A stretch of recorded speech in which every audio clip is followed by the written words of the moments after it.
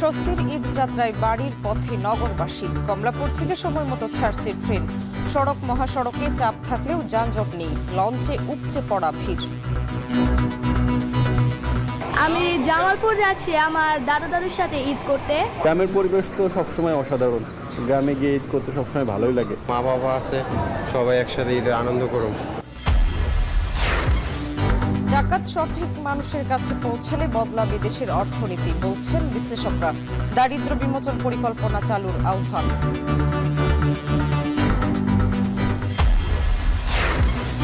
বরিশাল শেরেবাংলা মেডিকেলে আগুন। অক্সিজেনের অভাবে 2 রোগীর মৃত্যু, দাবি পরিবারের। হাসপাতালের 2 স্টাফ সহ 3 জন আহত। মধ্যপ্রাচ্য সংঘাতে একের পর এক ফ্লাইট বাতিলে বিমানবন্দরে জমেছে বিপুল রপ্তানি পণ্য। অর্ডার বাতিলের ঝুঁকি ও ব্যয় বাড়ায় লোকসানের সংখ্যা।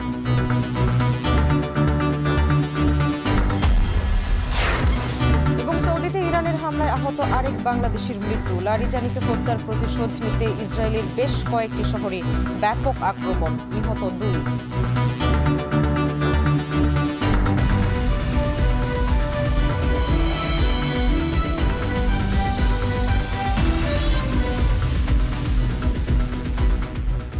স্বাগত এখন বাণিজ্যে। পুরো আয়োজনে আপনাদের সঙ্গে আছি আমি শামীমা শাম্মী। শুরুতেই ঈদ যাত্রার খবর। প্রিয়জনদের সঙ্গে ঈদ উদযাপন করতে স্বস্তিতেই ঢাকা ছাড়ছে মানুষ। কমলাপুর রেল স্টেশনে যাত্রীদের ভিড় থাকলেও সময় মতো ছাড়ছে ট্রেন। তবে সব ট্রেনই ছাদে উঠছে যাত্রীরা। ঈদ যাত্রার আরও খবর জানাতে কমলাপুর রেল স্টেশন থেকে যুক্ত হচ্ছেন রাজু আহমেদ। রাজু, জানাবেন এই মুহূর্তে কমলাপুর রেল স্টেশনের পরিস্থিতি কি দেখছেন, আর যাত্রীদের কোনো ভোগান্তি রয়েছে কিনা?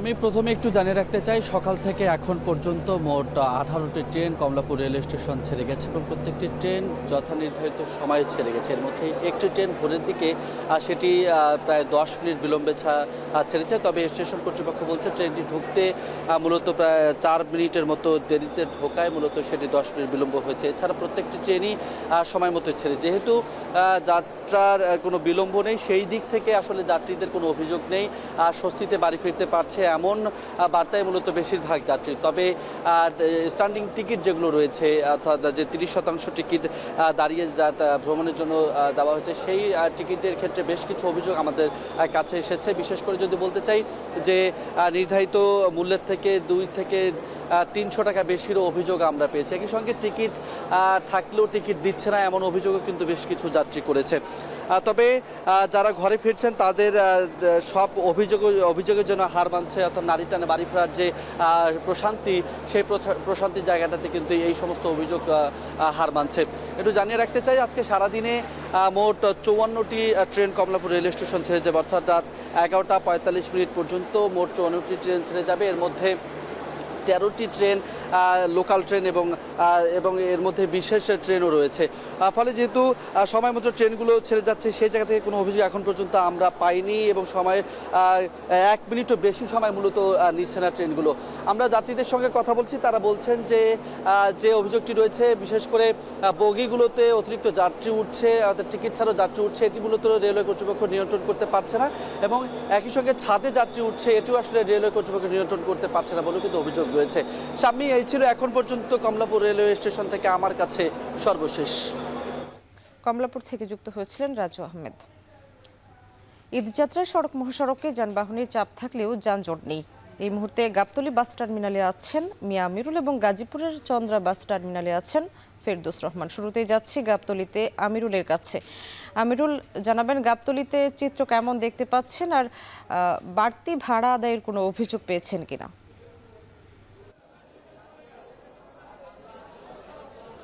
সামনে গাবতলীতে যে চিত্র লক্ষ্য করছি, অন্য যে কোনো দিনের চেয়ে আজকে কিছুটা ভিড় এখন কম লক্ষ্য করছি আমরা। যদিও সকাল থেকেই ভিড় এর চেয়ে কিছুটা বেশ কিছু ছিল আমরা দেখেছি। এবং একই সাথে এখানে যাত্রী যারা আসছেন বেশিরভাগই যেটি বলছেন যে ভাড়া কিছুটা বেশি নেওয়া হচ্ছে। তবে এখানে যারা বাস কাউন্টারে যারা আছেন তারা যেটি বলছেন যে যেটি বেশি নেওয়া হচ্ছে সেটি খুবই কম সংখ্যায়। তবে অনেকে অস্বীকারও করছেন আমরা দেখেছি। এবং সার্বিক বিষয় তত্ত্বাবধানে মূলত আমরা যতটুকু জানতে পেরেছি কিছুক্ষণ পরেই সড়ক পরিবহন ও সেতু মন্ত্রণালয়ের যে মন্ত্রী রয়েছেন শেখ রবিউল আলম তিনি মূলত এই গাবতলী বাস টার্মিনাল তিনি পরিদর্শন করবেন।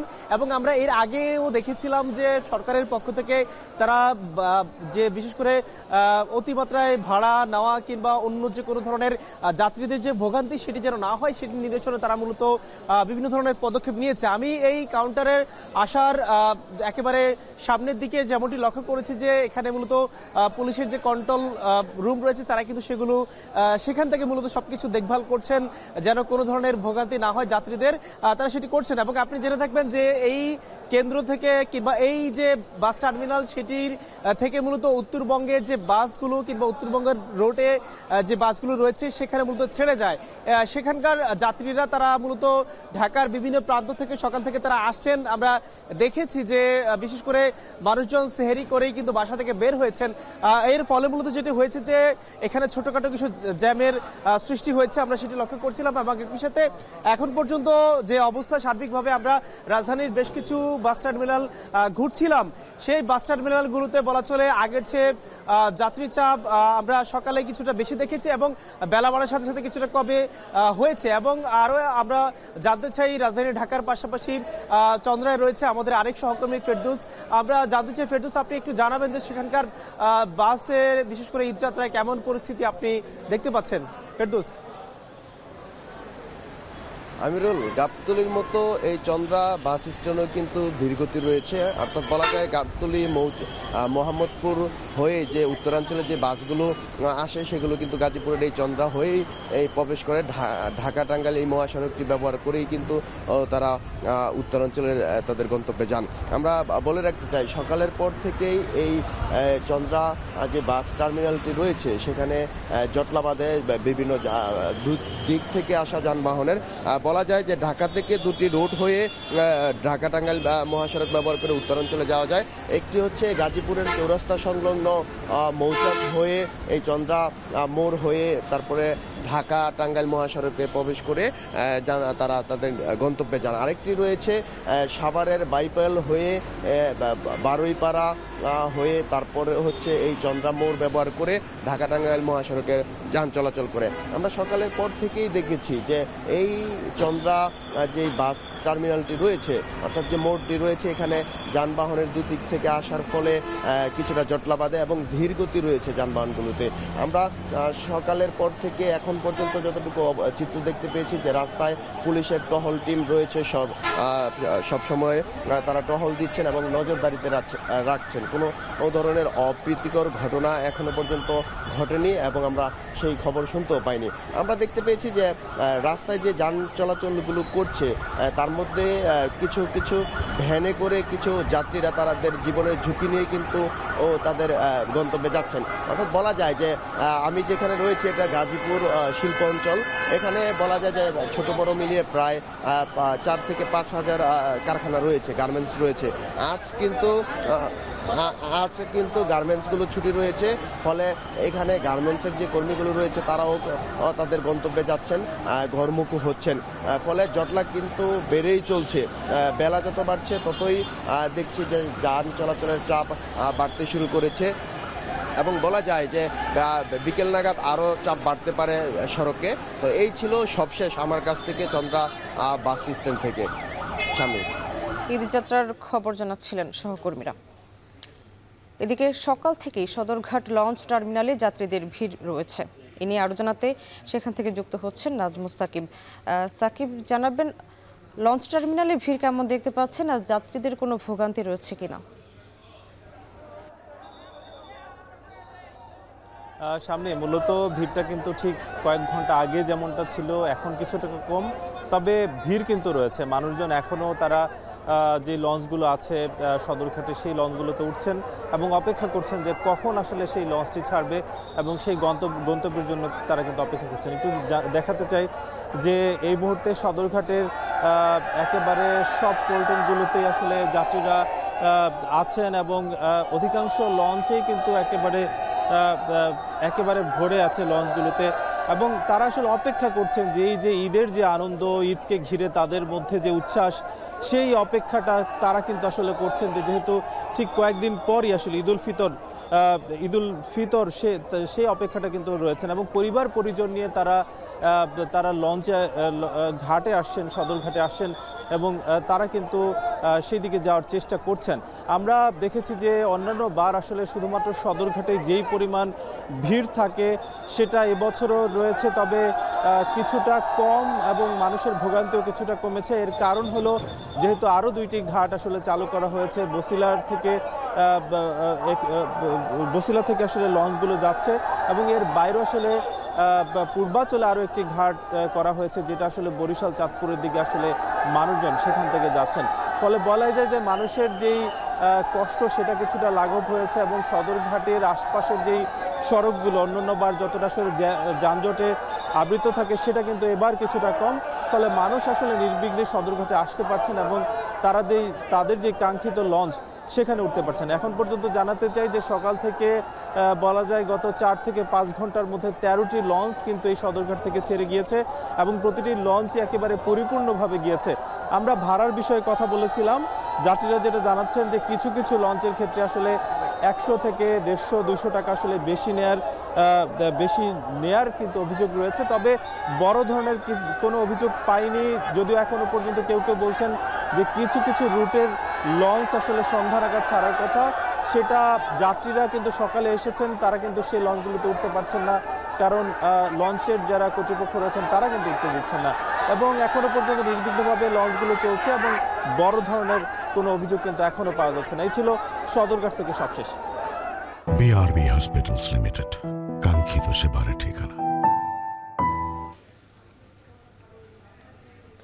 প্রতি বছরের মতো এবারও জাকাত আদায় শুরু হয়েছে। বিশেষজ্ঞরা বলছেন সঠিক পরিকল্পনার অভাবে অনেক ক্ষেত্রে উদ্দেশ্য হারাচ্ছে জাকাত। বিএনপির ইশতেহার অনুযায়ী জাকাতের মাধ্যমে দারিদ্র্য বিমোচনের পরিকল্পনা দ্রুত চালু করার আহ্বান জানান তারা। বিস্তারিত জানাচ্ছেন শাহাদাত অভ্র। সমাজে ধনী গরিবের ভারসাম্য রক্ষার জন্যই ইসলামে অতি গুরুত্বপূর্ণ বলা হয়েছে জাকাতকে। অথচ দেশের দারিদ্রতা নিত্যসঙ্গী প্রায় 20% মানুষের। তাদের গল্পটা জসিমউদ্দিনের মতোই, কিন্তু অভাব আর বেকারত্ব ছাপিয়ে সে এখন সফল উদ্যোক্তা। কাঠকরাতের যোগফলে ফিরেছে সচ্ছলতা। জাকাতের অর্থই জসিমউদ্দিনের বুনেছে জীবনের গল্প। এখন সে জাকাত দেন। প্রথমে 50,000 টাকা পাইলাম, পাওয়ার পর ওরা আমাকে দেখে ওকে পরবর্তীতে আবার 70,000 টাকা দিচ্ছে এই দোকানটা দেওয়ার জন্য। আলহামদুলিল্লাহ আমার এখন আগের চাইতে আমি অনেক ভালো। জসিমের মতো অসংখ্য গল্প সৃষ্টি করেছে জাকাত ব্যবস্থাপনা সংস্থাগুলো। সেন্টার ফর জাকাত ম্যানেজমেন্ট বলছে প্রতি বছর ঈদুল ফিতরে 40,000 কোটি টাকার জাকাত দেওয়া হয়। তবে ব্যক্তিগত ও সমন্বয়হীন জাকাত আদায়ের কারণে অনেক ক্ষেত্রে বঞ্চিত হন নিম্নবিত্তরা। তাই এর প্রতিফলন বড় পরিসরে দেখা মিলে না।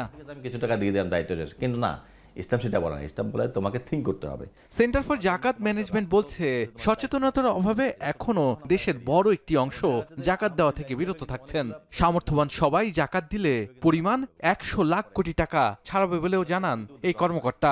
তারা যদি প্রপারলি হিসাব করে জাকাতটা দেন ব্যবসায়ীরা, তাহলে দ্যাট ইজ এনাফ ফর বাংলাদেশের অর্থনীতির জন্য একটা বিশাল সাফল্য হবে এটা।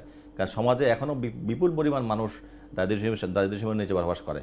তো যদি আমরা এই জাকাতের অর্থনীতিকে আমরা কাজে লাগাতে পারি, তাহলে এই ভেদাভেদটা নিশ্চয়ই কমে যাবে, থাকবে না। আমরা যে জাকাত দিচ্ছি এটা আমার দয়া না, এটা তার হক, এটা তার অধিকার, তাকে দিতে হবে। এটা আল্লাহ তাকে দিয়ে দিয়েছেন। ঢাকা বিশ্ববিদ্যালয়ের অধ্যাপক মোহাম্মদ জহিরুল ইসলাম বলছেন সারা দেশের জাকাত তোলা ও বিতরণে সরকারকে সমন্বয়কের ভূমিকা পালন করলেই পরিবর্তন আসবে এই কার্যক্রমে। ইসলামিক ফাউন্ডেশন আছে অথবা সরকারের ধর্ম মন্ত্রণালয় আছে, তাদের মাধ্যমে কিন্তু আমরা প্রত্যেকটা গ্রামে গঞ্জে জাকাত দাতাদের লিস্ট করতে পারি এবং জাকাত গ্রহীতার লিস্ট করতে পারি, আর প্রত্যেকটা কি খাত ভিত্তিক আমরা মানুষকে স্বাবলম্বী করার ব্যবস্থা করতে পারি। তাহলে আস্তে আস্তে দেখা যাচ্ছে আমরা প্রত্যেক বছরই 20 লক্ষ, 30 লক্ষ, 50 লক্ষ লোককে আমরা কিন্তু স্বাবলম্বী করার সুযোগ আছে আমাদের। বিএনপির ইস্তেহার অনুযায়ী সরকারকে জাকাতের মাধ্যমে দরিদ্র বিমোচনের পরিকল্পনা দ্রুত বাস্তবায়নের আহ্বান জানান অর্থনীতিবিদ ডাক্তার মাহফুজ কবির। সরকার জাকাত আদায় করে সঠিক মানুষের হাতে পৌঁছে দিলে বদলে যাবে অর্থনীতির চাকা। কর ফাঁকি দেওয়ার কারণে কিন্তু ব্যালেন্স শিটটা ঠিক মতো করা হয় না, তো যার ফলে ব্যবসার সঠিক পরিস্থিতি আমরা জানি না, কতটুকু সম্পদ আছে সেটা কিন্তু হিসাব নিকাশ করা হয় না। যার ফলে একজন মুসলিম হিসেবে কিন্তু তিনি কর ফাঁকি দেওয়ার জন্যে যে কাজটা করছেন সেটার কিন্তু কারণে কিন্তু জাকাতও ফাঁকি দিচ্ছেন। তো এই বিষয়গুলো কিন্তু সমাজে বৈষম্য তৈরি করছে, সমাজে কিন্তু অন্যায় অপরাধের মাত্রাটা বেড়ে যাচ্ছে, বিশেষ করে অর্থনৈতিক অপরাধটা বাড়ছে। দেখতে পাচ্ছি যে ফ্যামিলি কার্ড হয়ে গেল, তারপর একই সঙ্গে যে খাল খনন কর্মসূচি সেটা শুরু হয়ে গেছে। তো এই জাকাতটাকেও যেন আমরা ধরি এখনই, এবং এটা এখনই শুরু করলে আমার মনে হয় কি যে আসলে খুব তাড়াতাড়ি আমরা এটা সুফল পাবো। শাড়ি কিংবা লুঙ্গিতে জাকাত না দিয়ে কর্মসংস্থান সৃষ্টি করলেই জাকাতের উদ্দেশ্য পূর্ণতা পাবে বলেও মন্তব্য করেন বিশ্লেষকরা। শাহাদাত অফর, এখন, ঢাকা। আবারও ঈদযাত্রার খবর। এবার ঈদে লম্বা ছুটি হওয়ায় সড়ক মহাসড়কে তেমন চাপ নেই। পদ্মা সেতুর মাওয়া প্রান্তের টোল প্লাজায় আছেন সহকর্মী আফজাল হোসেন এবং সিরাজগঞ্জের যমুনা সেতুর পশ্চিম মহাসড়কের হাটিকুমরুল মোড়ে আছেন রিফাত রহমান। শুরুতেই যাচ্ছি পদ্মা সেতুর টোল প্লাজায় আফজালের কাছে। আফজাল, জানাবেন টোল প্লাজায় যাত্রী চাপ কেমন দেখছেন, আর ভোগান্তির কোনো তথ্য রয়েছে কিনা?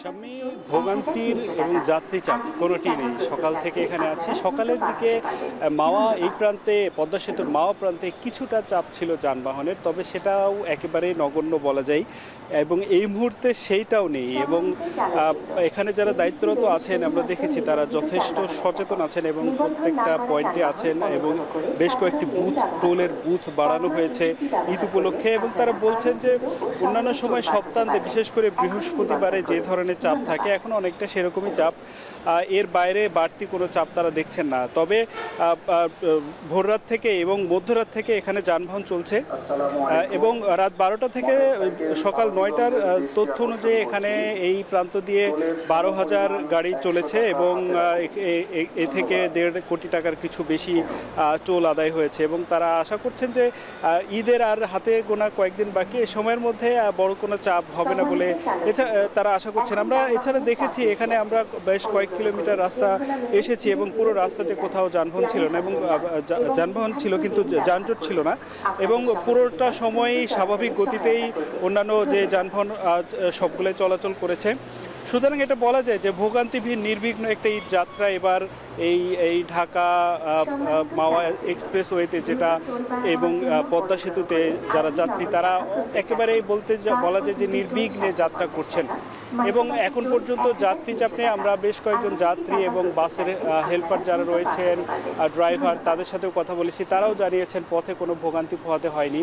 এবং টোল প্লাজায় অপেক্ষা বলতে টোল দিতে 5 থেকে 10 সেকেন্ডের যে সময় লাগছে, এর বাইরে আসলে তাদের খুব বেশি অপেক্ষা করতে হচ্ছে না, এবং ক্ষেত্র বিশেষে রাস্তা পুরোটাই ফাঁকাই দেখছেন বলে তারা জানিয়েছেন। সামনে আমরা এবার একটু সিরাজগঞ্জের হাটিকুমরুলে যাব, সেখানে আছেন সহকর্মী রিফাত রহমান, সেখানকার পরিস্থিতি জানব। রিফাত, পদ্মা সেতুর মতো যমুনা সেতুর যে পশ্চিম প্রান্ত রয়েছে সে প্রান্তে কিন্তু একই চিত্র।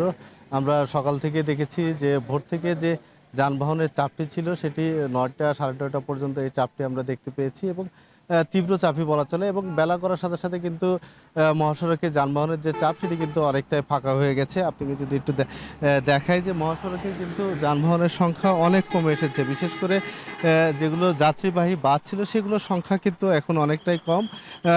এখন আমরা যেটি দেখছি যে যেটি ব্যক্তিগত যে গাড়িগুলো রয়েছে সেগুলো পাশাপাশি মোটরসাইকেলে যারা বাড়ি ফিরছেন সেই সংখ্যা কিন্তু এখন বেশি রয়েছে। তবে আসলে সকাল থেকে যে চাপ পড়েছিল তারপরেও কিন্তু এই মহাসড়কে কোথাও কোনো যানজট সৃষ্টি হয়নি। আমি ঢাকা থেকে এই সিরাজগঞ্জ পর্যন্ত, হাটিকুমরুল মোড় পর্যন্ত আসা কয়েকজন যাত্রীর সাথেও কথা বলেছি, তারা যেটি জানিয়েছেন যে ঢাকা থেকে তারা রওনা দিয়ে সিরাজগঞ্জের এই হাটিকুমরুল পর্যন্ত আসতে তাদের 4 ঘন্টা থেকে সর্বোচ্চ 4.5 ঘন্টা সময় লেগেছে। সেক্ষেত্রে বলা চলে যে অনেকটাই যে স্বাভাবিক সময়ে যেভাবে আসলে যারা ঢাকা থেকে ফেরেন ঠিক একই সময়ে কিন্তু তারা ঢাকা থেকে ফিরতে পারছেন। কোথাও এখন পর্যন্ত কোনো যানজটের সৃষ্টি হয়নি কিংবা কোনো ভোগান্তির সৃষ্টি হয়নি। তবে যেহেতু আজকে গাজীপুরের পোশাক কারখানা ছুটি হবে, সেক্ষেত্রে আসলে দুপুরের পর বিকাল নাগাদ কিন্তু এই মহাসড়কে যানবাহনের একটি তীব্র চাপ কিন্তু হবে বলে আমাদেরকে প্রশাসনের পক্ষ থেকে জানানো হয়েছে। তবে প্রশাসনের পক্ষ থেকেও কিন্তু প্রস্তুতি নিয়ে রাখা হয়েছে। তারা এই যে হাটিকুমরুল মোড় থেকে যমুনা সেতু পর্যন্ত যে মহাসড়ক রয়েছে 22 কিলোমিটার, এই মহাসড়কে প্রায় সহস্রাধিক হাইওয়ে পুলিশ এবং জেলা পুলিশের সদস্যরা কাজ করছে, পাশাপাশি বিভিন্ন স্বেচ্ছাসেবী সংগঠনের সদস্যরাও কিন্তু এই মহাসড়কে তারা দায়িত্ব পালন করছেন। এবং গত 24 আমরা যেটি দেখেছি যে গত ২৪ ঘন্টায় প্রায় ৪৬,০০০ যানবাহন এই যমুনা সেতু দিয়ে পারাপার হয়েছে এবং স্বাভাবিক সময়ে যেখানে ২০ থেকে ২২,০০০ চলে প্রায় দ্বিগুণ যানবাহন পারাপার হয়েছে। তবে কোথাও কোনো যানজট না হয় এখন পর্যন্ত যে ঈদ যাত্রা রয়েছে উত্তরের যে জেলাগুলো রয়েছে বিশেষ করে ১৬ জেলার পাশাপাশি মোট ২২ জেলার মানুষের ঈদ যাত্রা এখন পর্যন্ত কিন্তু স্বস্তির রয়েছে, কোথাও এখন পর্যন্ত কোনো যানজটের ভোগান্তি পোহাতে হয়নি। তো সিরাজগঞ্জের এই উত্তরের প্রবেশদ্বার থেকে এই ছিল আমার কাছে সবশেষ। মধ্যপ্রাচ্যে চলমান যুদ্ধের প্রভাব এখন সরাসরি পড়ছে দেশের বাণিজ্য খাতে। একের পর এক ফ্লাইট বাতিল হওয়ায় বিমানবন্দরের কার্গো ভিলেজে জমে আছে বিপুল পরিমাণ রপ্তানি পণ্য। সময় মতো পণ্য পাঠাতে না পারায় বাড়ছে অর্ডার বাতিলের ঝুঁকি, আর ভাড়া বাড়ায় ক্ষতির মুখে পড়ছেন ব্যবসায়ীরা। বিস্তারিত জানাচ্ছেন শাহরিয়ার জামান পুলক। মধ্যপ্রাচ্যে ন্যাটো বাহিনীর জন্য পোশাক রপ্তানি কাজ হাতে এসেছে কাস্টমসের এই সিএনএফ এজেন্টের। কিন্তু গত ২ সপ্তাহে ঢাকার হজরত শাহজালাল আন্তর্জাতিক বিমানবন্দর থেকে তার ২০টি শিপমেন্টের মধ্যে মাত্র ২টি মধ্যপ্রাচ্যের দেশগুলোতে পাঠাতে পেরেছেন তিনি। অন এন এভারেজ ধরেন ১৫ কোটি ২০ কোটি, শুধু আমারই এরকম তো শত শত এক্সপোর্টার। এলসি করা বাকি সব শিপমেন্ট এখনো পড়ে আছে ঢাকার শাহজালাল আন্তর্জাতিক বিমানবন্দরের কার্গো ভিলেজে, যার বাজার মূল্য প্রায় ২০ কোটি টাকারও বেশি। শুধু ঢাকাতেই নয়, রপ্তানি ব্যাহত হওয়ায় চট্টগ্রাম থেকে পাঠানো প্রায় ১০০ ট্রাক পণ্য ফেরত আনতে হয়েছে তাকে। টিকি ফুটের একটা এক্সপোর্ট কোয়ান্টিটি ছিল হিউজ, যেটা গত এক সপ্তাহে প্রায় ১০০ গাড়ি আমি ব্যাক করে নিয়ে আসছি। আমি এক সপ্তাহে যেখানে ধরেন ২০টা কনসাইনমেন্ট শিপমেন্ট করি সেখানে 2টা শিপমেন্ট দিয়েছি। তবে এই চিত্র শুধু একজন ব্যবসায়ী নয়। মধ্যপ্রাচ্যে চলমান যুদ্ধের প্রভাবে একের পর এক ফ্লাইট বাতিল হওয়ায় এখন স্পষ্ট হয়ে উঠেছে দেশের আমদানি রপ্তানি খাতের অচল অবস্থা। নির্ধারিত সময় পণ্য পাঠানো সম্ভব না হওয়ায় রপ্তানিকারকদের সামনে তৈরি হয়েছে নতুন দুশ্চিন্তা। বিদেশি ক্রেতাদের অর্ডার বাতিলের আশঙ্কা, পাশাপাশি গত ২ সপ্তাহে ভাড়া দ্বিগুণ, কোথাও কোথাও প্রায় ৩ গুণ পর্যন্ত বেড়েছে। এতে বিরাট ক্ষতির মুখে ব্যবসায়ীরা। অনেক কার্গো ফ্লাইটের ট্রানজিট মধ্যপ্রাচ্যের বিভিন্ন বিমানবন্দরে হওয়ায় এর প্রভাব শুধু ওই অঞ্চলের বাজারেই নয়, ইউরোপমুখী রপ্তানিতেও পড়েছে। বিশেষ করে পচনশীল কৃষিপণ্য ও কাঁচামাল নষ্ট হওয়ার ঝুঁকিও তৈরি হয়েছে। এখন তো গোডাউনে অনেক মাল পড়ে আছে, মাল আমরা দিতে পারতেছি না, ফ্লাইটগুলো বন্ধ, এই কারণে এয়ারপোর্টে অনেক মাল জমা হয়ে গেছে। এখন যে ফ্লাইটগুলো মিডল ইস্টে যাচ্ছে আর কি, ওই ফ্লাইটগুলো শুধু মিডল ইস্টের পণ্য নিয়ে যাচ্ছে, কিন্তু ইউরোপ ইউএসের যে পণ্যগুলো আছে ওই পণ্যগুলো এখন ওদের নিচ্ছেন আর। ব্যবসায়ীরা বলছেন আগে থেকে এলসি করা কিছু পণ্য সীমিত সংখ্যক চলমান ফ্লাইটে অগ্রাধিকার ভিত্তিতে পাঠানো হচ্ছে। তবে নির্ধারিত সময়ে গার্মেন্টস পণ্য পৌঁছাতে না পারায় অনেক বিদেশি ক্রেতা ক্রয়াদেশ বাতিলের কথাও জানাচ্ছেন। রপ্তানি খাতের বাজার হয়েছে গার্মেন্টসের শিল্প, মালগুলো আমরা রপ্তানি করতে পারতেছি না। যেখানে রপ্তানি করার কথা, যাদের কাছে বিক্রি করি আমরা, যারা আমাদেরকে এলসি দেয়, তারা মালটা নিচ্ছে না। পরিবহনের কারণে, পরিবহন ব্যয়ের কারণে আমাদের মূল্য বৃদ্ধি পাচ্ছে, ব্যয় বৃদ্ধি পাচ্ছে, বাজার অবশ্যই নষ্ট হচ্ছে। ঢাকা কাস্টমস এজেন্ট অ্যাসোসিয়েশনের তথ্য অনুযায়ী আমদানি রপ্তানি ব্যাহত হওয়ায় গত ২ সপ্তাহেই প্রায় $900 মিলিয়ন রপ্তানি এবং প্রায় $1.2 বিলিয়ন আমদানিতে ক্ষতির আশঙ্কা তৈরি হয়েছে। গত 7 দিনে আমরা প্রায় 1.2-1.3 বিলিয়ন ডলারের আমদানি পণ্য থেকে আমরা ব্যাহত হচ্ছি, যেগুলোর হাব সাধারণত দুবাই মধ্যপ্রাচ্যের হয়ে বাংলাদেশে আমদানি হয়। এবং আপনি জানেন রপ্তানির ক্ষেত্রে আমরা প্রায় $900 মিলিয়ন পণ্য রপ্তানি করতে ব্যাহত হয়েছি। মধ্যপ্রাচ্যে চলমান যুদ্ধে শুধু রেমিটেন্স সেক্টরই নয়, এর বড় একটি প্রভাব পড়ছে দেশের আমদানি ও রপ্তানি বাজারে। এই খাতের সাথে সংশ্লিষ্ট ব্যবসায়ীরা বলছেন গুদামে পড়ে থেকে প্রচুর কাঁচামালের পণ্য নষ্ট হচ্ছে, যার মূল্য কোটি কোটি টাকা। এই খাতের সংশ্লিষ্টরা আরও বলছেন যদি অতি দ্রুত এর সুরাহা না হয় তাহলে ব্যবসায়ীরা অনেকেই পথে বসতে পারেন। শাহরিয়ার জামান পুলক, এখন ঢাকা। বরিশাল শের-ই-বাংলা মেডিকেল কলেজ হাসপাতালে আগুন লেগেছে, এতে অক্সিজেনের অভাবে 2 রোগীর মৃত্যু হয়েছে বলে দাবি পরিবারের। তবে চিকিৎসক বলছেন অক্সিজেনের অভাব নয়, আতঙ্কিত হয়ে মারা গেছেন তারা। মঙ্গলবার রাতে এই ঘটনা ঘটে। রোগী ও স্বজনরা জানায় রাত 11টার পরে মেডিসিন ভবনের 5 তলার স্টোর রুমে বেডের পরিত্যক্ত ফোমে আগুন লাগে। আধা ঘন্টার চেষ্টায় আগুন নিয়ন্ত্রণে আনে ফায়ার সার্ভিস। আগুনের লেলিহান শিক্ষা দেখে স্বজনরা রোগীদের নিয়ে ভবন থেকে বের হয়। এ সময় 2 রোগীর মৃত্যু হয়। হাসপাতালের জরুরি বিভাগের চিকিৎসক জানান আতঙ্কিত হয়ে মারা গেছেন তারা। এদিকে আগুন নেভাতে গিয়ে হাসপাতালে 2 জন স্টাফ ও 1 জন আনসার আহত হয়েছেন। বলছি আপনি অক্সিজেনটা দেন, আমার দাদা মারা যাইতেছে, উনি অক্সিজেন দেয় নাই। অক্সিজেনের অভাবে মারা গেল বাবা, অক্সিজেনের অভাবে মারা গেল। আগুন হলো ওই যে পমের যে গোডাউন আছে না, বা বালিশ, পম, বিছনা চাদর। কেউ অগ্নিকাণ্ডজনিত ঘটনায় কেউ মারা যায় নাই অথবা ইনজুরি হয় নাই। তো ব্যাপার হচ্ছে ওই সময় যে অগ্নিকাণ্ড হয়েছে, এই সময় যেহেতু অসুস্থ রোগী ভর্তি ছিল, তো তাদের মধ্য থেকে 2 জন মারা গেছে। তারা মূলত আতঙ্কগ্রস্ত হয়ে এমনিই অসুস্থ ছিল ওনারা, তো ওই আতঙ্কে তখন এ কারণে 2 জন রোগী মারা গেছে। পরিবারের মুখে হাসি ফোটাতে গিয়ে এক কাপড়ে একাধিক ঈদ উদযাপন করেন কুয়েত প্রবাসীরা। তারপর এবার যোগ হয়েছে মধ্যপ্রাচ্য সংঘাত। এমন পরিস্থিতিতে কমে গেছে ঈদের স্বাভাবিক কেনাকাটা। প্রবাসীরা বলছেন পরিবারের কাছে ফেরায় তাদের ঈদ আনন্দ, তবে আকাশপথে ঝুঁকি তৈরি হওয়ায় এবার সেই আনন্দ বঞ্চিত হবেন তারা। আরও জানাচ্ছেন কামরুল হাসান জনি।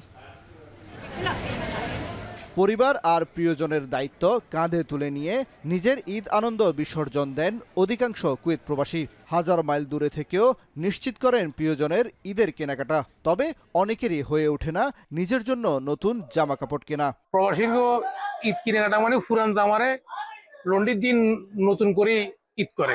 প্রবাসীদের ঈদের আনন্দ হচ্ছে পরিবারের সুখ, হচ্ছে প্রবাসীদের সুখ। ঈদ ঘিরে কুয়েতের শপিং মলগুলো খোলা থাকছে মধ্যরাত পর্যন্ত।